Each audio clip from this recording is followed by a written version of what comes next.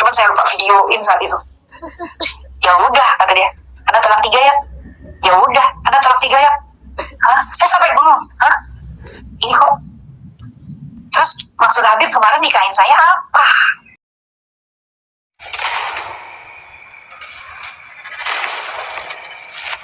Ujung-ujungnya dia bilang ini, Ustazah itu harus menikah bla bla bla bla bla bla bla bla gitu lah. Bagus bahasanya sih, dia nggak bahasa Melayu, nggak ada bahasa jorok, nggak ada.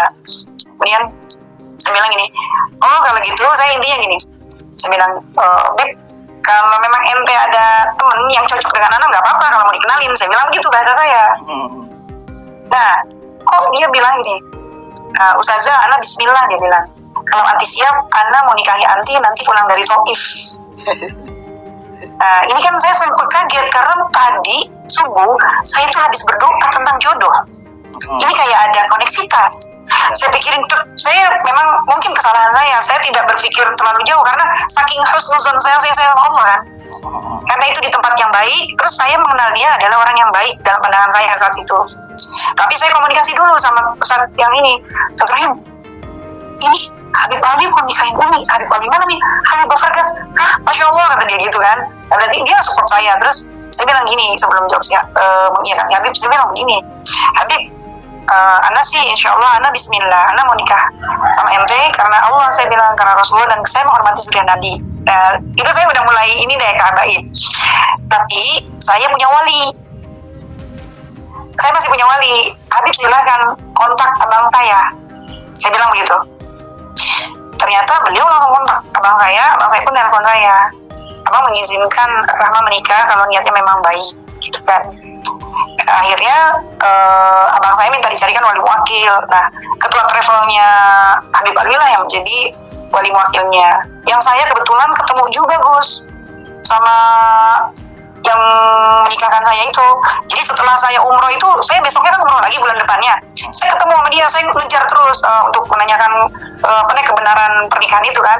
Bener, Anomahi, Anda menikahkan anti gini, saksinya Ustaz Rauf. Iya, saya bilang gitu, udah Anda percaya kan. Nah terus waktu di Mekah, saya itu sebelum akad pun nggak ketemu. Setelah akad lah baru ketemu. Setelah abang saya nelpon Ustadz Pugdi, kemudian Ustadz Pugdi minta izin kepada saya untuk menikahkan saya, karena kita tidak ada di dalam satu majelis ya, di tempat dia dan saya di hotel saya, karena saya juga mengurus jamaah.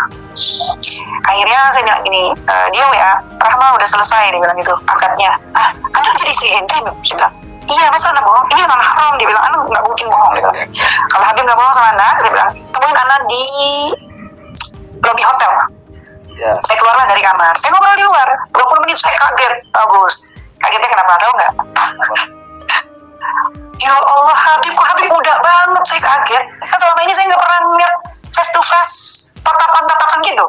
Yeah. Jadi saya hanya melihat kan di panggung, atau saat dia makan pun kan yang nemenin laki-laki.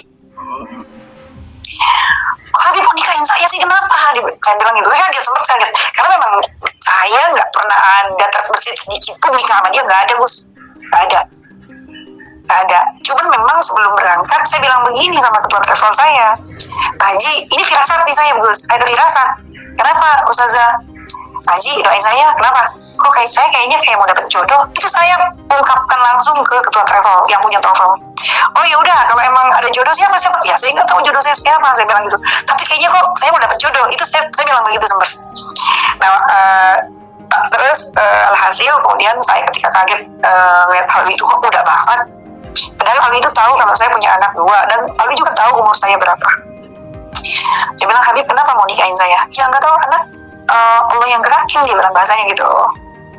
Terus udah 20 menit saya mau istirahat karena besok saya mau tawaf wada, besok saya harus ke Madinah karena dia baru datang kalau saya udah mau meninggalkan Mekah gitu guys. Akhirnya waktu sebelum saya ke Madinah, dia pengen ketemu sama saya. Anda pengen sholat subuh jamaah, ente ke hotel Anda ya? Anda nggak mau, saya bilang gitu. Anda nggak mau, kalau ente mau sholat subuh mana, jamaah aja di sini di Swiss Hotel. Akhirnya sholat jamaah di Swiss Hotel Makom. Situlah saya bertanya, Habib, usia Habib berapa? Ternyata beliau itu muda sekali umurnya Gus. Jadi dia tahu kalau usia saya saat itu. Mohon, kalau ke depan Habib suka sama Ahwa, suka sama Syarifah, jangan pernah lakukan seperti apa yang Habib lakukan sama saya. Terus dia diem aja, ujungnya begini, Gus, dia ngomong begini doang, enak banget ya Allah. Saya bilang, saya pakai sampai geger-getan. Cuma saya lupa videoin saat itu. Ya udah, kata dia, Anda talak 3 ya? Ya udah, Anda talak 3 ya? Hah? Saya sampai bengong, hah? Ini kok? Terus maksud Habib kemarin nikahin saya apa? Gitu kan? Saya berpikir, ini aneh nih orang. Kan nih orang nggak normal kali ya, pikir saya gitu.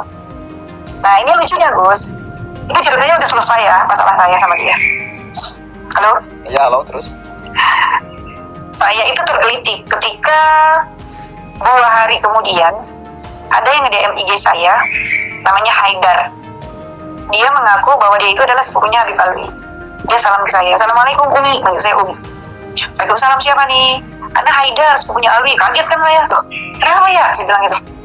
Uminya Alwi cerita, katanya Umi Rahmawati ini datang ke rumah Umi mengaku sebagai istrinya Habib Alwi. Apa benar? Ya saya apa adanya.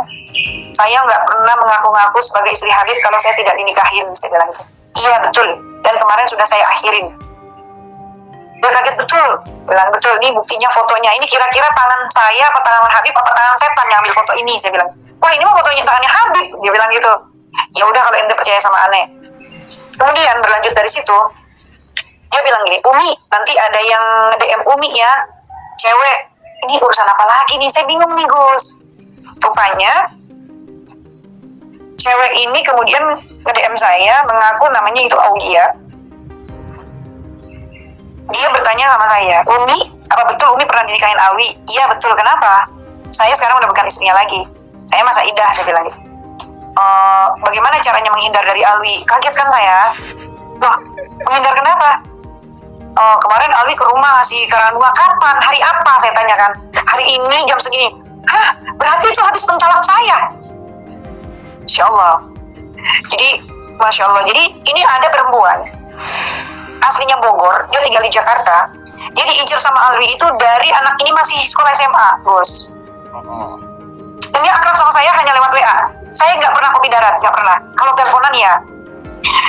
Ini perempuan bahkan dia cerita banyak ke saya. Bahkan dia itu didatengin istrinya, juga uminya Habib Alwi, juga yang anterin itu Habib Haidar tadi yang nge-DM saya.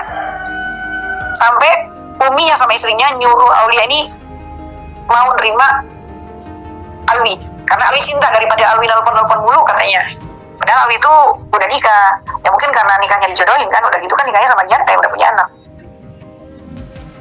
Cuman Aulianya nggak suka. Sampai istrinya itu marah. Sampai Aulia ini awal ya, dibilang pelacur. Ya saya nggak mau lah sama Alwi, ngapain saya kawin sama om-om digituin. Kesel banget kan ya, gitu. Ya udah akhirnya, karena saya merasa panas sebagai perempuan, kok Alwi kayak gitu ya, baru nyerahin saya, kemudian kok balik lagi ke perempuan. Dilala, Haidar ini ngasih nomor telepon istrinya lagi, ngasih nomor klinik Gus. Dari situlah mungkin karena saking saya tuh sebenarnya pengen membantu si Syarifah ini biar tahu loh kelakuan suaminya itu nikah terus demen cewek lagi gitu loh. Akhirnya saya kontak kliniknya, saya mau ketemu ini. Emang siapa nih, kata adminnya. Saya mantan istrinya Alwi. Kaget kan, saya kirim aja fotonya. Gak lama istrinya nelpon saya, mertuanya telepon saya. Wah, habislah tuh Alwi ketahuan akhirnya. Dari seminggu setelah perceraian, dilalah Habib Alwi itu datang ke pondok. Jadi teleponnya udah saya blokir, semua udah saya blokir. Dia nelpon saya beratus-ratus kali, bahkan ustadz dan ustazah semua ditelepon-teleponin. Dia nyesek kali, saya nggak angkat. Akhirnya dia datang ke pondok. Ustadz Rahim itu kan saya kasih rumah kontrakan Gus untuk tinggal sama istrinya. Ustadz Rahim bilang, Umi, tadi saya dijemput di rumah mertua sama Alwi. Ini Alwi pengen ketemu Umi, pengen nyelesain masalah-masalah yang mana? Udah selesai, udah finish. Umi udah bukan istrinya lagi, saya bilang gitu. Tolong Mi, itu saya mau berangkat ngisi pengajian di Pulau Gembang Gus. Akhirnya saya temuin, dia marah-marah. Ente apa-apaan? Aneh dibilang main cewek ini. Saya bilang, siapa yang bilang ente main cewek?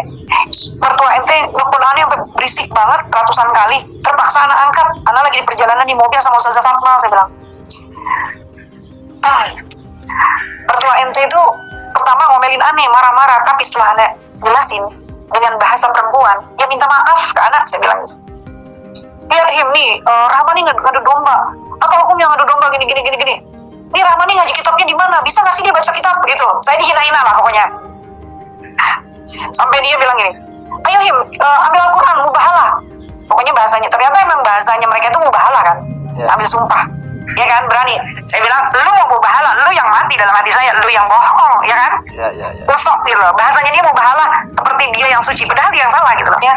Belakangan setelah saya menikah itu, 1 bulan setelah saya menikah, saya baru lihat YouTube lagi rame iman. Sebenarnya kan saya jarang buka YouTube, Gus. Udah nyambung dah nih, bener ini kalau zuriat Nabi mah alatnya nggak kayak begini. Bahkan waktu 17 Agustus tahun lalu, Gus, itu si Habib ngomong di depan santri. Ini aku pikir saya masih ingat banget bahwa Soekarno itu memerdekakan Indonesia itu atas perintah Habib siapa deh, dia bilang kan ada juga di YouTube. Ya, ada. Habib yang habis Habibnya pulang, saya perbaiki semua. Saya kasih pengertian ke anak-anak jangan dengerin Habib kagak sekolah, SD aja dia kagak punya ijazah. Sambil bercanda saya kasih tahu ke anak-anak. Semua perjuangan yang diraih oleh bangsa Indonesia itu adalah atas kesepakatan para panitia BPUPKI, saya bilang gitu. Soekarno membacakan teks proklamasi di Jalan Pegangsaan Timur nomor 56 itu bukan atas perintah Habib, saya bilang gitu. Kan dibilangnya atas perintah Habib Ali Kuita apa ya si Habib. Nah saya pas banget denger itu. Coba kalau saya nggak pas denger, anak-anak bisa salah sejarah itu. Yang lucunya lagi, yang perempuan yang namanya Aulia ini, Gus, akhirnya ternyata dia menikahnya sama siapa tau nggak? Siapa? Sama anaknya Habib Syekh. Habib Syekh Solo, yang namanya Abu Bakar.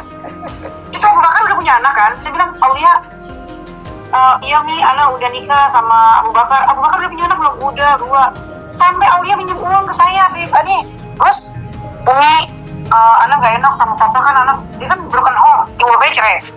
Kalau itu anak cantik, mungil kalau di profilnya, kan saya nggak pernah kopi darat. Cantik, mungil. Aulia kenapa kamu mau dikawinin sama anaknya Habib Syekh? Orang dikenalin siapa? Sama Habib Ahmad. Habib Ahmad sama Novel. Kan dia kakak ipar aku. Loh, kakakmu dipoligami juga sama Habib Ahmad bin Novel? Iya, tapi kan dia mah bener nih. Lah, kamu mau sama anaknya Habib Syekh? Katanya pertama nih, Gus, dia dipulangin misalnya 2 minggu sekali katanya datang, terus sebulan sekali. Habis itu nggak dikasih uang dan nggak dipulang-pulangin. Ada cerai. Padahal itu anak gadis, itu anak yang disukain Habib Ali. Astaga. Selevel itu Habib Syekh datang loh waktu nikahin katanya. Kok gitu semua ya, jadi aduh kurang ajar banget. Itu kan masyhur kan. Iyalah. Habib Abu Bakar kan yang suka sholawat kan. Sebenarnya, iya ini Habib Abu Bakar ini. Saya buka YouTube kan. Iya Umi si Abu, dia manggil si Abu. Umi aku pinjemin uang dong Umi, aku gak punya uang Umi, aku pengen banget kerja. Ya Allah, dia saya kasih uang 500.000. Beneran.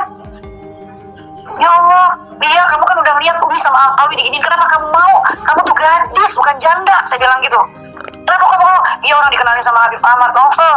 Ya mungkin kalau Habib Ahmad bin Novel dia masih bertanggung jawab sama kakak kamu, tapi itu ponakan kamu punya hak enggak, saya bilang gitu. Jadi Masya Allah,